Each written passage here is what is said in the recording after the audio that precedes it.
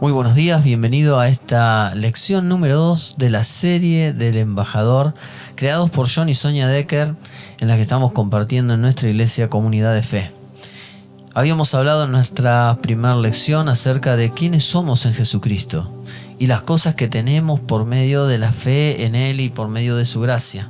Ahora necesitamos avanzar un poco más y hoy quiero hablarte sobre el crecimiento espiritual. Ese crecimiento que en el camino del Señor es antinatural. Todas las personas por sí tienen un crecimiento natural, todos cumplimos años. Eso es algo que simplemente sucede con el paso del tiempo.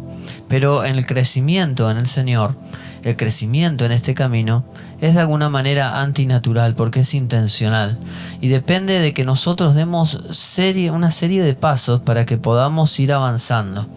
El crecimiento espiritual requiere de nuestra obediencia a Jesucristo, requiere de que nosotros podamos dar esos pasos de fe necesarios para que esa vida sea edificada. Y hoy quiero hablarte de algunos de esos pasos que inmediatamente, al ser cristiano y al nacer de nuevo, vos y yo tenemos que tomar. Y el primero de esos pasos, que son desafíos para nuestro crecimiento, tiene que ver con compartir la Santa Cena. Esa cena que es del Señor y que fue instituida por Jesucristo la noche que Él fue traicionado, mientras Él y sus discípulos celebraban la fiesta de la Pascua. Así como Dios había hecho muchas veces en el pasado, Jesús les estaba enseñando una verdad que tendrían que repetir una y otra vez. Él usó el pan sin levadura y la copa de vino para denotar una gran verdad acerca de nuestra salvación. Y Él dijo que esas verdades eran muy profundas y fueron muy sorprendentes para sus discípulos. Por ejemplo, Él dijo que el pan era su cuerpo y que la sangre, ¿verdad?, o el vino representaba su sangre. Y en el Antiguo Testamento muchas veces se basaba en el sacrificio de sangre de animales. Por miles de años un animal inocente era traído al sumo sacerdote, la persona confesaba su pecado y luego la persona mataba al animal y el sacerdote ofrecía la sangre como un sacrificio en lugar de esa persona, según el libro de Levítico. Aquí vemos una gran verdad. Cuando Juan el Bautista, en el principio de los evangelios, comenzó a predicar, vio a Jesús y dijo: «He aquí el Cordero de Dios que quita el pecado del mundo».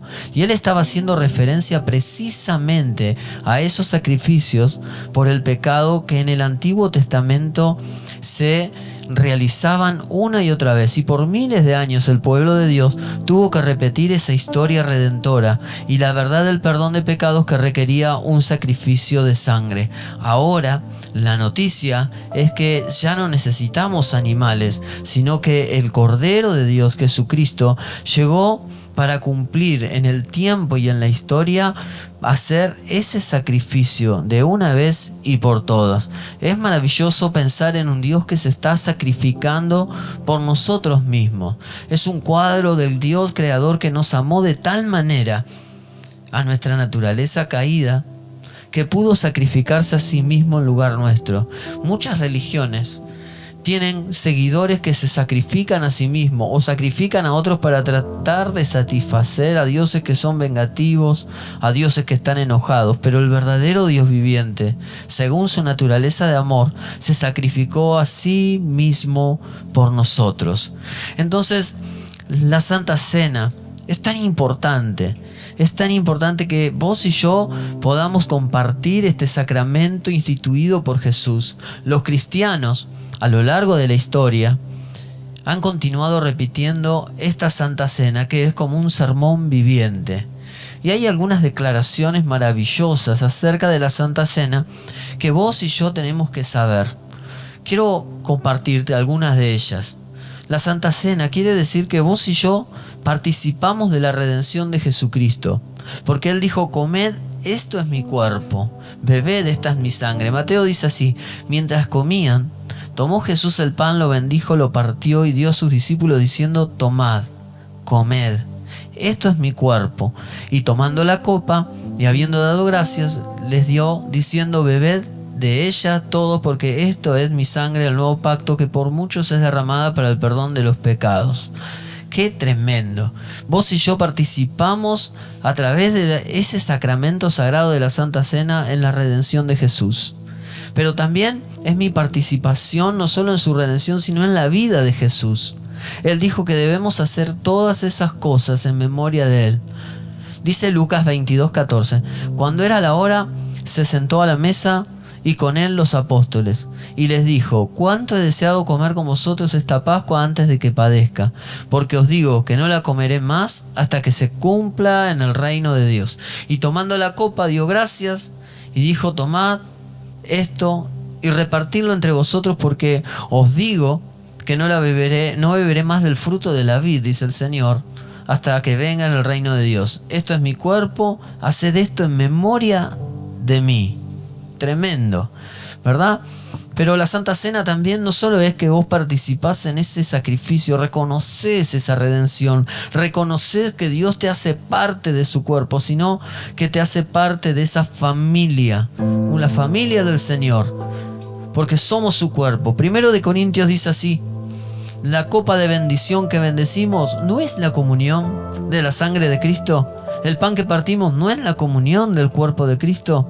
Siendo uno solo el pan, nosotros, con ser muchos miembros, somos un cuerpo, pues todos participamos de aquel mismo pan. La Santa Cena es la participación en el ministerio de Jesús, donde Él anuncia su muerte. Él dice: yo recibí del Señor lo que también les he enseñado. Que el Señor Jesús, la noche que fue entregado, tomó pan y dio gracias, lo partió y dijo: tomad, comed. Esto es mi cuerpo que por vosotros es partido, haced esto en memoria de mí. Qué poderoso. Todas las veces que comas este pan y bebas esta copa, la muerte del Señor anunciás hasta que Él venga. Vos y yo, cuando participamos de la Santa Cena, estamos proclamando todo esto. Estamos proclamando ese ministerio del Señor, que Dios lo envió a morir por nosotros. Pero también hacemos algo más. Participamos en la unidad del cuerpo de Cristo. Cuando vos y yo no participamos de la Santa Cena, es como que estamos dejando el cuerpo incompleto. Efesios dice así: procurando mantener la unidad del Espíritu en el vínculo de la paz, un solo cuerpo, un solo Espíritu, como fuiste también llamado en una sola esperanza de vuestra vocación. Un solo Señor, una sola fe, un solo bautismo, un solo Dios y Padre de todos, el cual es sobre todos y por todos. ¡Qué maravilla! El participar de la Santa Cena te hace que tengas pertenencia, que tengas una visión compartida, que tengas responsabilidad, que tengas el apoyo en oración, el poder, el cuidado mutuo, la vida de resurrección, los valores compartidos con un cuerpo de creyentes. Por eso es tan importante. A veces a mí me sorprende en las reuniones de la iglesia cuando hay gente que le ofreces el participar y no quieren participar. Y a mí me late que muchas veces en la iglesia no entendemos de qué se trata la Santa Cena. Que se trata de esa participación, de esa redención, de la vida de Jesús, de la familia de Jesús, del ministerio de Jesús, de la unidad del cuerpo que Jesucristo instituyó como iglesia. Ese es el primer desafío que nosotros tenemos que tomar, la Santa Cena. Y alguno dice: no, pero tengo que bautizarme para tomar la Santa Cena. Bueno, no dice aquí la Biblia. En el momento que tu vida recibe a Jesucristo, recibe la nueva vida y sos parte de ese cuerpo y podés participar. El segundo desafío para crecer en la vida cristiana es el bautismo en agua.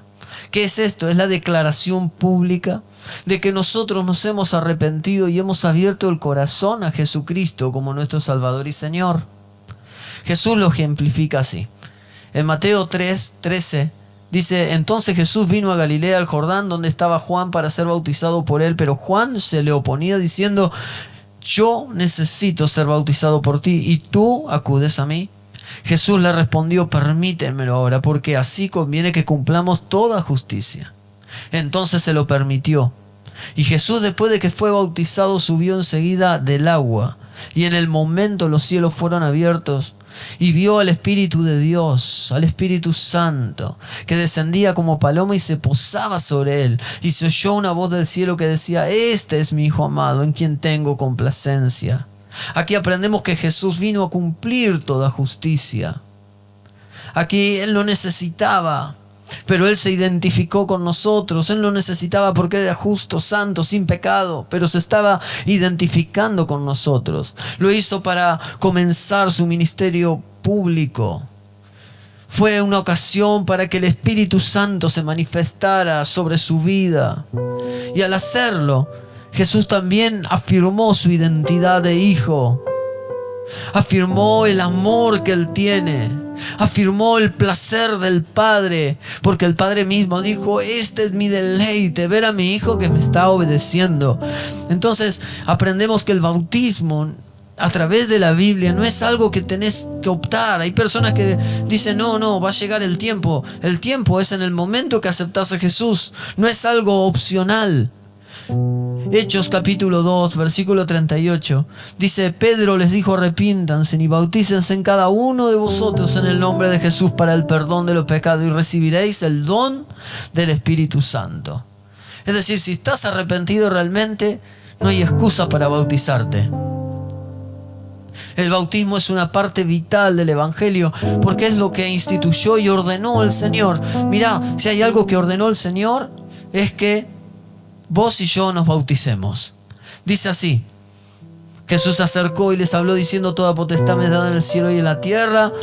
Por tanto, id y haced discípulo a todas las naciones. Y lo primero que tiene que hacer un discípulo, alguien que quiere crecer, alguien que quiere aprender, es bautizándolos en el nombre del Padre, del Hijo y del Espíritu Santo. Y lo segundo que ahora vemos es enseñándoles todas las cosas que yo les he mandado. Es una parte vital del Evangelio.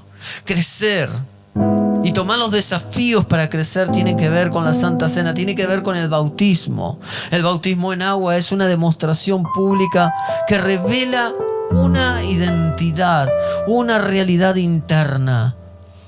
Es decir, el bautismo no te salva, lo que te salva es Jesucristo. Es esa sangre preciosa que cuando vos decís: Señor, yo creo, y te bautizás, estás demostrando que hay algo en tu interior que comenzó a nacer, y es la nueva vida de Jesús.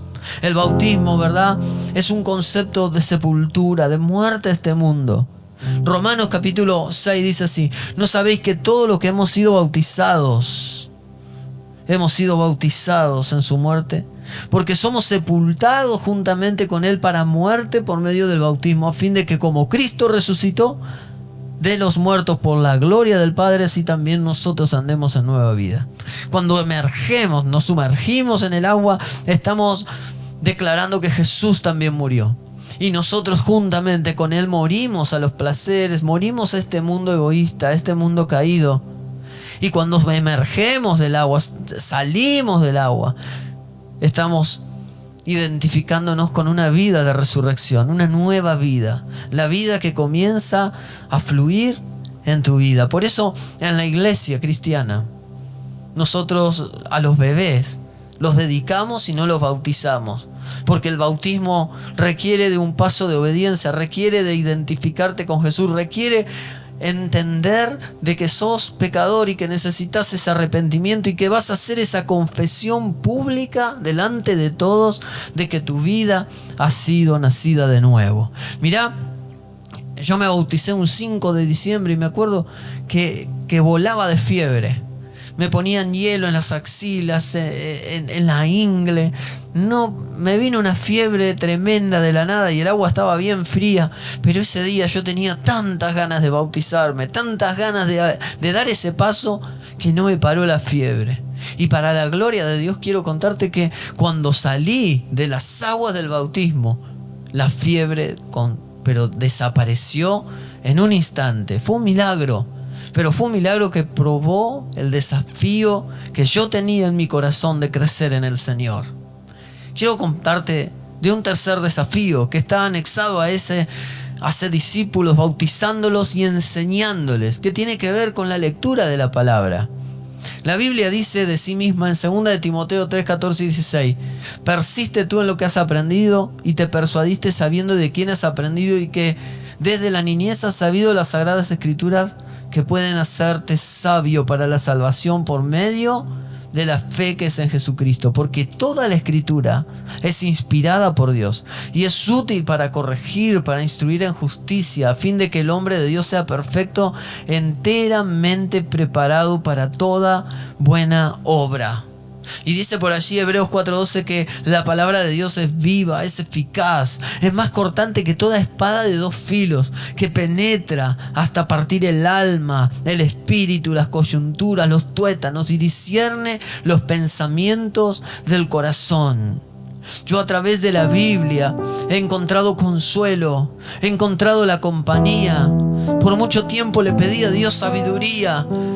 Tenía que quebrar muchas estructuras que había en mi vida pasada que me impedían conocer la palabra. Oré fervientemente por sabiduría para conocer la palabra de Dios. Nosotros tenemos el desafío de la Santa Cena, del bautismo, pero también tenemos el desafío de estudiar la palabra. Hay algunos beneficios que quiero hablarte, extraídos de la palabra misma, que obtenemos al meditar, al leerla, al estudiarla. Y es que la palabra de Dios nos hace libres. Jesús dijo en Juan 8:31, dijo entonces Jesús a los judíos que habían creído en Él: si vosotros permanecéis en mi palabra, seréis verdaderamente mis discípulos, conoceréis la verdad y la verdad los hará libres. Permanecer es tener esa constancia. Y dice que si permanecemos lo vamos a conocer, lo vamos a experimentar, nos vamos a transformar en discípulos y vamos a vivir una nueva libertad. La palabra de Dios nos demuestra y nos hace entender cómo nuestro amor por Cristo puede ser evidente. Juan 14, 23 y 24, hablando el mismo Señor Jesucristo, nuestro Maestro, respondió Jesús y le dijo: el que me ama, mi palabra guardará. Mi Padre lo amará y vendremos a Él y haremos morada con Él. Pero el que no me ama, no guarda mis palabras. La palabra que habéis oído no es mía, sino que del Padre que me envió. Es decir, el Padre mismo es honrado cuando nosotros, ¿verdad?, guardamos la palabra en nuestro corazón. Cuando un papá envía a su hijo a hacer un mandado, qué lindo que se siente cuando tus hijos te obedecen. Qué lindo es cuando tus hijos recuerdan algo que vos le enseñaste. Qué placer que nos da como padres ver que nuestros hijos son obedientes. Así es el corazón de Dios cuando vos y yo guardamos su palabra y la obedecemos. Le demostramos nuestro amor. A través de la palabra de Dios aprendemos lo que le agrada a Dios. El Salmo 119 dice: en mi corazón he guardado tus dichos para no pecar contra ti. Cuando nosotros guardamos la palabra de Dios, hay personas que dicen: pastor, soy débil, no puedo, fallo. Tenés que guardar la palabra.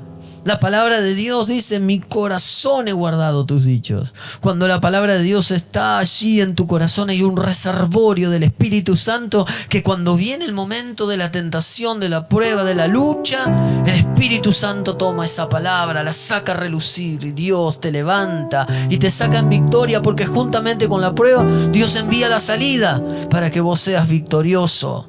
A través de la palabra de Dios nos muestra Dios lo que hacemos bien y lo que hacemos mal. Es ese espejo, el espejo donde nosotros nos miramos. Por eso es viva, es eficaz, es más cortante. Discierne lo que hay en nuestro corazón, nuestro sentido, nuestras motivaciones. La palabra de Dios nos da dirección en nuestra vida. Es como ese GPS divino. Jesús dijo: ¿a quién compararé?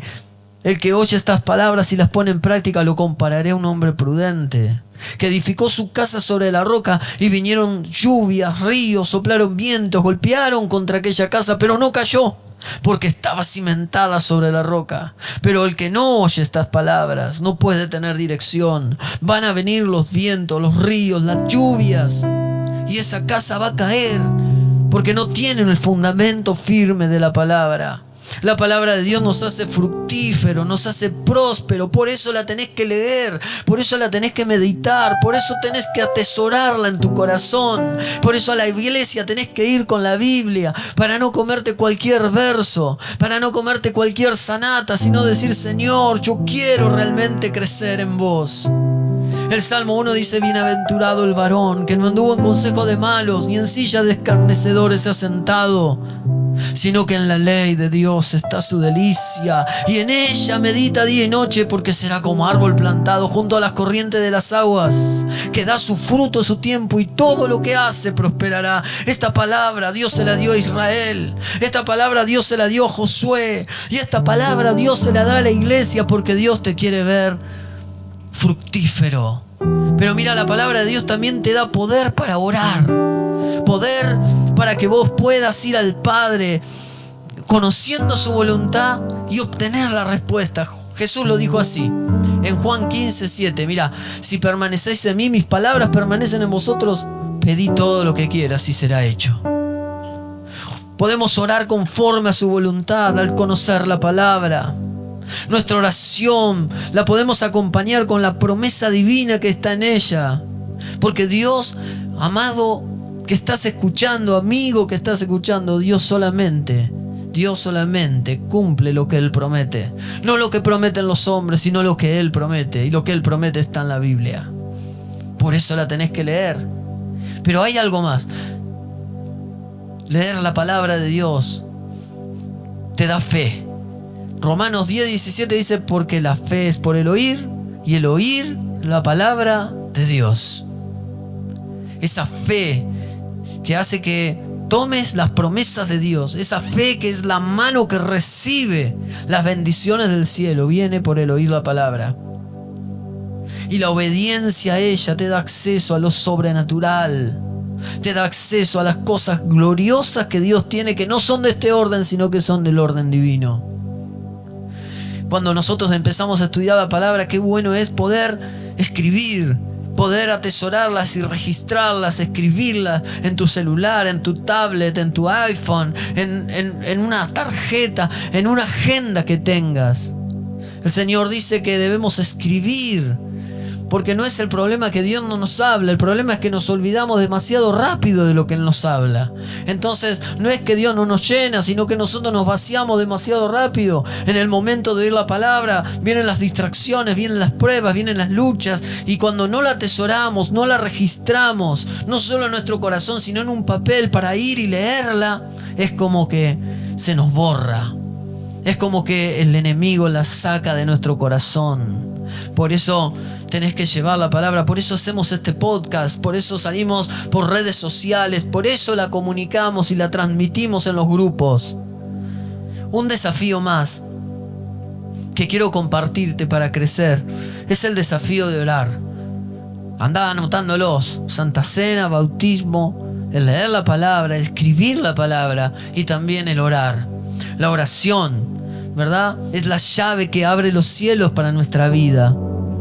Por eso Tesalonicenses, primera, en el capítulo 5, versículo 16, dice: estad siempre gozosos, orad sin cesar, dar gracias en todo, porque esta es la voluntad de Dios para con vosotros en Cristo Jesús. Orar es comunicarte con Dios. La oración es vital para nuestro crecimiento espiritual. La oración es necesaria para conocer mejor a Dios, para conocer mejor al Padre y su voluntad. Y aprendemos a orar cuando nosotros vamos a reuniones de oración, compartimos con líderes, con pastores, decimos: quiero aprender a orar. Y podemos aprender a orar de manera general, suplicando, intercediendo, con acción de gracias, con ayuno y oración, como dice el Señor. Mira, la Biblia nos dice por un montón de cosas que podemos orar. La Biblia nos dice que podemos orar por nuestros líderes, por nuestros presidentes, gobernantes. Exhorto ante todo a que se hagan oraciones rogativas y peticiones con acción de gracias por todos los reyes y por los gobernantes y por aquellos que están en eminencia, porque esta es la voluntad de Dios. La Biblia nos enseña que debemos orar por sabiduría. Santiago dice que si alguno tiene falta de sabiduría, pídasela a Dios, el cual da a todos abundantemente y sin reproches. Podemos orar por sanidad, porque el Señor dice en Santiago 5:14: ¿está alguno enfermo? Llame a los ancianos de la iglesia para que oren por él, ungiéndole con aceite, y la oración de fe salvará al enfermo. El Señor lo levantará. Podemos orar el uno por el otro. Dice Efesios 6, orando en todo tiempo, con toda oración y súplica en el Espíritu, y velad en ello con toda perseverancia y súplica por todos los santos. Podemos orar por nuestra comida y bebida, porque todo lo que Dios creó es bueno y nada es de desecharse si se toma con acción de gracia, porque por la palabra de Dios y por la oración es santificado.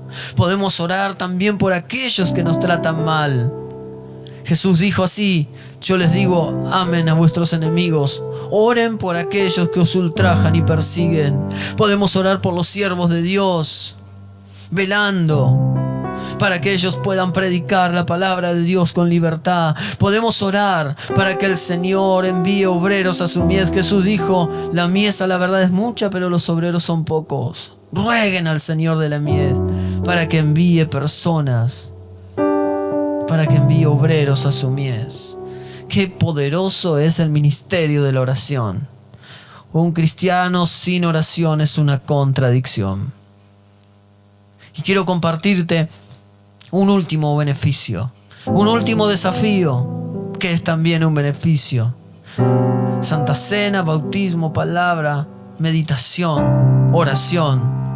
Y el sexto desafío que quiero darte hoy para crecer espiritualmente, para que esa vida de fe pueda relucir y pueda ser transformado, es el beneficio de dar. Porque cuando damos, imitamos la gran generosidad de Dios. Dios muestra su generosidad haciendo llover sobre justos e injustos. Su carácter está lleno de gracia, de generosidad, y fue ilustrada por medio de todas las páginas de la Biblia, pero por sobre todo en la máxima entrega que Él tuvo, que es la máxima de todas: el dar a su Hijo Jesucristo y la salvación gratuita. Dios dio a su único Hijo, Jesucristo, como el sacrificio redentor. Jesús estuvo dispuesto a venir y a vivir entre nosotros y nos enseñó cómo es Dios. Cuando lo vemos a Él, vemos al Padre. Pero después de su muerte, resurrección y ascensión, Él pidió al Padre que enviara al Espíritu Santo. Y el Espíritu Santo vino a nosotros y nos dio dones. La generosidad del Padre, la generosidad del Hijo, la generosidad del Espíritu Santo nos hace despertar y ser imitadores de Dios como hijos amados, siendo generosos. Jesús dijo así: dad y se os dará. Medida buena, apretada, remecida, rebosando darán en vuestro regazo, porque con la misma medida con que medís os volverán a medir. ¿Cómo podemos dar? Podemos empezar a través del principio del diezmo. Malaquías dice: traed todos los diezmos al alfolí y haya alimento en mi casa, y probadme ahora en esto. Dice Jehová de los ejércitos: a ver si no abro la ventana de los cielos. Es el 10% de nuestros ingresos. Dar el diezmo no se trata de tu dinero, se trata de tu corazón. Se trata de aquello a lo que está ligado tu corazón. Porque le das o le devolves el 10%, porque Dios es el dueño del 100%. Y solamente dice: trae los diezmos al alfolí. La iglesia primitiva fue una iglesia generosa. Todos, dice Hechos 2:44, todos los que habían creído estaban juntos, tenían en común todas las cosas. Perseveraban unánimes cada día en el templo, partiendo el pan en las casas, comían juntos con alegría y sencillez de corazón, alabando y teniendo el favor de todo el pueblo. Y el Señor añadía cada día a la iglesia a los que habían de ser salvos. A Dios le agrada que tengamos esa actitud generosa. Dice 2 de Corintios 9:7, cada uno dé como propuso en su corazón, no con tristeza ni por obligación, porque Dios ama al dador alegre. Ese es el plan de Dios para financiar su obra en este reino maravilloso. Si cada uno damos el 10% en proporción a nuestros ingresos, los que son bendecidos, porque Dios te bendice, Dios realmente te bendice y te convierte en una tierra deseable. Es desafiado a dar ofrendas, a dar limosna más allá de sus diezmos. Si cada uno de nosotros, como hijos de Dios, seguimos el principio divino, Las iglesias estarían libres de deuda. Tendríamos recursos para dar de comer, para vestir. Hasta las obras públicas no serían necesarias porque la iglesia sería una gran bendición para todo este mundo. Por eso quiero desafiarte a dar. Quiero desafiarte a que puedas en este tiempo abrir tu corazón a la generosidad de Dios, imitándolo y siendo generoso. En la mayoría de las iglesias sucede algo alarmante. El 20% de las personas da el 80% de los recursos. El 30%, ¿verdad?, da el otro 20%, y el 50% por lo general no da absolutamente nada.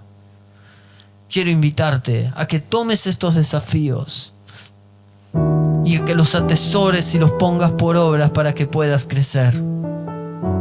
Y recordá que si querés ser parte de este estudio, podés contactarnos a nuestro número en la descripción, donde te enviaremos el material correspondiente y tendrás un seguimiento evaluativo. Te invitamos a seguirnos en nuestras redes sociales y ser parte de esta comunidad de fe. Que Dios te bendiga. Nos vemos en el próximo podcast y en la lección número 3.